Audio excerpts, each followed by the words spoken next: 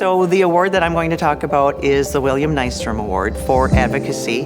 Dr. Nystrom was the original founder of Curative Connections, so this carries a lot of merit and pride with it. The purpose of this award is to recognize an individual that goes above and beyond, to advocate for people with disabilities, the aging population, to help life be better for our members. And the person that I nominated is Officer John Najedlow. I'm a police officer, recently retired police officer from the Green Bay Police Department, and my involvement with Curative actually stems back long before I became a police officer. When I was going to college at UWGB, I volunteered there for one of the classes that I was in, and that started my connection with there. I was really impressed with the work they did, and actually once the volunteer time was over, I continued to volunteer there because I was really impressed and really liked what they did in their mission.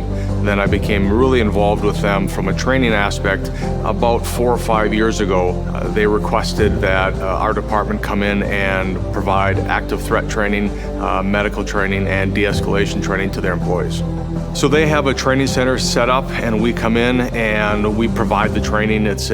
Usually it's a little bit of an interactive training. It's not just someone standing up and talking to them because we want their feedback. It is such a unique position because normally when we go to businesses or schools or churches, everybody is able to move or to go somewhere. But here they cannot. And so we have to be able to understand their mission and their objectives and why they do what they do. So we interact with them, and then they also educate us as to, hey, these are some of the challenges that we have that a traditional business or a school doesn't necessarily have to encounter. And so then we try to work with them and try to figure out a solution, or we'll present them a problem and say, all right, you have this issue, how are you going to respond? And we talk a lot about the mental reps of how would you work through something, because if they can work through it between the ears, if you will, then if that moment happens, and we all pray that it never does, but if it does, then they have a better base to draw from and be able to act faster because of the training that they've been through. What motivates me to do this kind of work? Really, it's because like them, I like to help.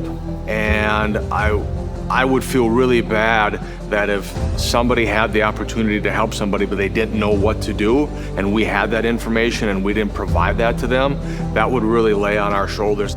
So what he teaches for us as a staff could be things that we could take back into the program areas, but in a softer way, talk about what would that mean. And just like anything else, we practice for tornadoes, we do fire drills, and people understand. We hope none of that ever happens. This would just be another practice training. What if something was a threat to us? By having those conversations, it makes it a little bit easier for people to understand.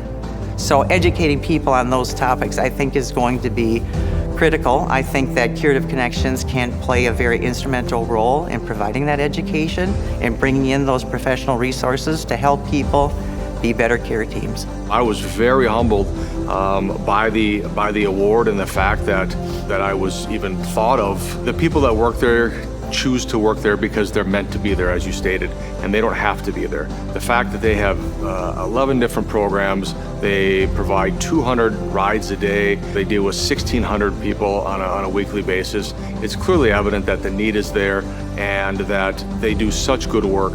And for those that aren't affected or don't really know about what Curative does, if they could just take a moment to maybe go there and meet the staff or even read about them and just see the work they do, because the people that do use them and the families that are affected and by the people there, it's such a jewel for this community to have them and for them to be able to do the work they do, because the people that they provide the service to, they can't care for themselves on different levels. For people to do what they do there, it's amazing.